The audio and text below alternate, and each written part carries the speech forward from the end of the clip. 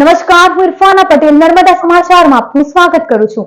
સૌપ્રથમ જોઈશું આજના મુખ્ય સમાચાર।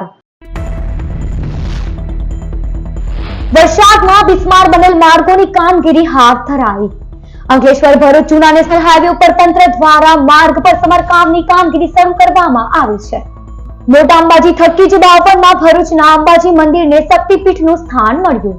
નવરાત્રી પર્વમાં અહીં અંબાજીની જેમ જ શ્રી વિશાળ યંત્રની પૂજા થાય છે।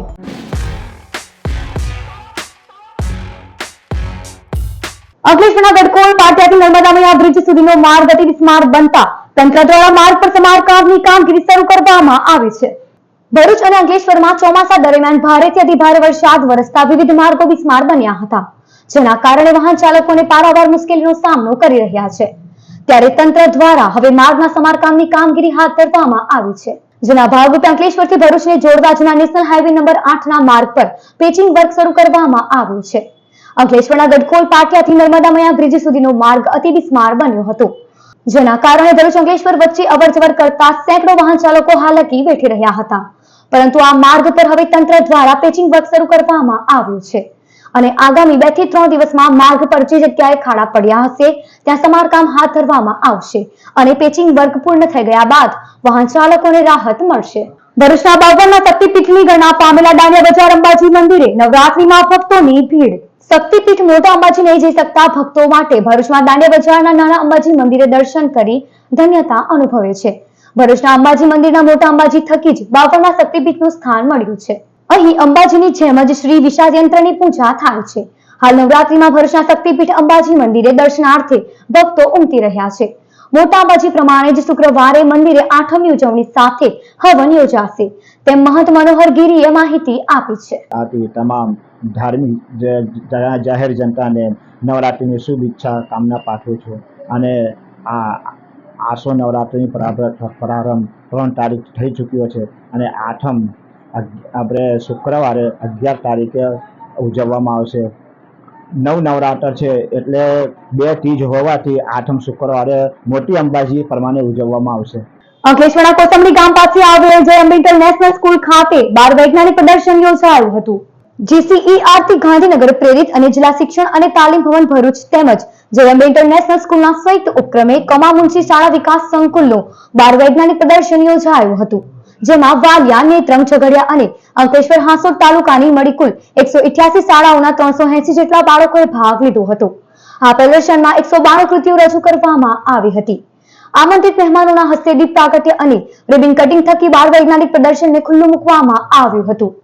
આ બાળ વૈજ્ઞાનિક પ્રદર્શનમાં જિલ્લા શિક્ષણ અધિકારી સ્વાતિબા રાહુલ, જિલ્લા શિક્ષણ તાલીમ ભવનના પ્રાચાર્ય રેખાબેન સેજલિયા, વિજ્ઞાન સલાહકાર પ્રીતિબેન સંઘવી અને શાળાના મેનેજિંગ ડિરેક્ટર નવતમ જાની, આચાર્ય સંઘના પ્રમુખ અમિતસિંહ વાસંડિયા, બાળ વૈજ્ઞાનિક પ્રદર્શનના નોડલ અધિકારી ભૂમિકાબેન બોરસિયા, શાળાના કેમ્પસ ડાયરેક્ટર જીતેન્દ્ર ભાલિયા તેમજ બાળકો ઉપસ્થિત રહ્યા હતા।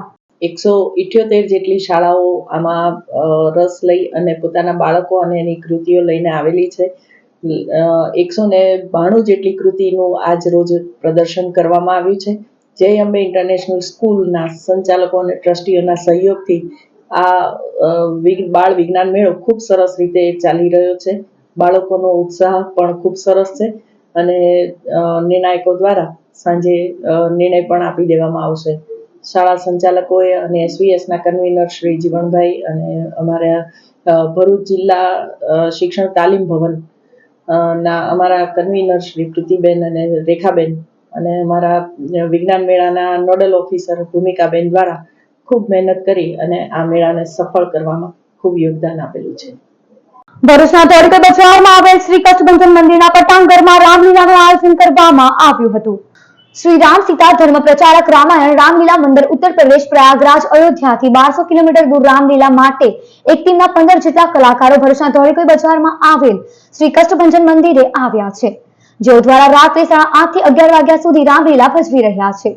ત્યારે રામલીલાનો સૌ કોઈ લાભ લે તે માટે સ્થાનિક નગર સેવિકા સુરભીબેન તમાકુવાલા દ્વારા રામ ભક્તોને નિમંત્રણ પાઠવવામાં આવ્યું છે। और हर जगह मेन उद्देश्य अपना ये है कि रामायण रामचरितमानस या भगवान के राम गुणगान का हमेशा प्रचार प्रसार होता रहे, ये अपना मेन उद्देश्य है। हाल अपनी हिंदू संस्कृति आम जोवा जईए तो જે રીતની જૂની જે પદ્ધતિ હતી એ બધી જોવા નથી મળતી. અત્યારે જ્યારે ડિજિટલ યુગ ચાલી રહ્યો છે ત્યારે આપ સૌને જણાવતા આનંદ થાય કે આપણા ભરૂચમાં શ્રી કૃષ્ણભંજન મંદિરજીના પટાંગણમાં પ્રયાગરાજથી એટલે કે અયોધ્યાથી રામલીલા દર્શાવવા માટે એક ટીમ આવી છે, જે આપણને અહીંયા છેલ્લા 3-4 દિવસથી સુંદર રામલીલા બતાવે છે. કષ્ટભંજન મંદિરના પ્રાંગણમાં દરરોજ રાત્રે 8:30 થી 11 વાગ્યાના સમયગાળા દરમિયાન આ રામલીલા દર્શાવવામાં આવે છે. રામલીલા તમે પણ જોશો તો લાગશે આપણને કે આપણે વર્ષો પુરાના સમયમાં આવી ગયા છે. એ લોકોએ એટલું સુંદર રીતે આપણને રામાયણ રજૂ કર્યું છે કે આપણને જોતા ખરેખર થઈ જાય કે નહીં, આ આપણો જૂનો યુગ હતો ને આપણી જૂની સંસ્કૃતિ હતી. અંકલેશ્વર જેડીસીમાં યુવા મિત્ર મંડળ દ્વારા આયોજિત ગરબા ઉત્સવમાં વિવિધ શાળાના વિદ્યાર્થીઓ ગરબે ઝૂમી માતાજીની આરાધના કરી હતી. અંકલેશ્વર જેડીસીમાં આવેલ સરદાર પટેલ સેવા ટ્રસ્ટની વાડી ખાતે યુવા મિત્ર મંડળ દ્વારા ગરબાનું આયોજન કરવામાં આવ્યું છે. જે ગરબા ઉત્સવમાં આજ રોજ આયોજકો દ્વારા જેડીસીની વિવિધ શાળા કેવી કે શ્રી સરદાર પટેલ પ્રાથમિક શાળા, શારદા ભવન સંકુલ, આંગણવાડી, આદર્શ નિવાસી શાળા વિદ્યાર્થીઓ માટે ગરબાનું આયોજન કરવામાં આવ્યું હતું, જેમાં અંદાજિત 1000 થી વધુ વિદ્યાર્થીઓ ગરબાના તાલે ઝૂમી ઉઠ્યા હતા. જ્યારે બાળકોને પ્રોત્સાહિત ગિફ્ટ અને નાસ્તો પીરસવામાં આવ્યો હતો. આ કાર્યક્રમમાં યુવા મિત્ર મંડળના પ્રમુખ હિમંત દેવાણી, સેક્રેટરી ધર્મેશ ડોબરિયા, પ્રદીપ માલવિયા, ક્રાંતિ દુધાત મહેશ તેમજ શાળાના શિક્ષકો ઉપસ્થિત રહ્યા હતા. ભરૂચના આરકે કાસ્તા ખાતે અમી લેબોરેટરીના કલેક્શન સેન્ટરનું ઉદ્ઘાટન કરવામાં આવ્યું હતું. આજ રોજ ભરૂચના આરકે કાસ્તા ખાતે અમી લેબોરેટરીના કલેક્શન સેન્ટરનું આમંત્રિત મહેમાનો અને પરિવારજનોના હસ્તે રિબન કટિંગ થકી ઉદ્ઘાટન કરવામાં આવ્યું હતું. આ પ્રસંગે આમંત્રિતો, શુભેચ્છકો તેમજ પરિવારજનો ઉપસ્થિત રહ્યા હતા. આરસીસી દ્વારા નીલકંઠ આંગણવાડી ખાતે જરૂરિયાતમંદ બાળકોને સ્કૂલ બેગનું વિતરણ કરાયું. આંગણવાડી સ્મૃતિ ચિહ્ન ઉત્સવ અંતર્ગત આરસીસી દ્વારા ભરૂચની નીલકંઠ આંગણવાડી ખાતે જરૂરિયાતમંદ બાળકોને સ્કૂલ બેગનું વિતરણ કરવામાં આવ્યું હતું, જેમાં project chairman Sunay Sonawala, project director Pragnesh Dalwadi અને મિલન પટેલ, સેક્રેટરી કમલ શાહ અને પ્રમુખ ડોક્ટર હર્ષાબેન મોદી તેમજ સભ્યોના હસ્તે 25 જેટલા જરૂરિયાતમંદ બાળકોને બેગનું વિતરણ કરાયું હતું. શ્રી નિકેતન સંસ્થા ભરૂચ દ્વારા નવરાત્રી પર્વ નિમિત્તે ગરબા સ્પર્ધાનું આયોજન કરાયું હતું. ભરૂચના સોનેરી મહેલ સ્થિત શ્રી નિકેતન સંસ્થા ભરૂચના હોલ ખાતે નવરાત્રી પર્વ નિમિત્તે વય મુજબ ગ્રુપ સ્પર્ધા યોજાઈ હતી, જેમાં ગ્રુપની બહેનોએ ઉત્સાહભેર ભાગ લીધો હતો. આ સ્પર્ધાના નિર્ણાયક તરીકે નીલમ આહિર અને નિશા પટેલે સેવા આપી હતી. સ્પર્ધામાં વિજેતા બહેનોને ઇનામ એનાયત કરવામાં આવ્યું હતું. આ સ્પર્ધામાં સંસ્થાના પ્રમુખ નીતા મિસ્ત્રી અને સભ્ય બહેનો ઉપસ્થિત રહી હતી.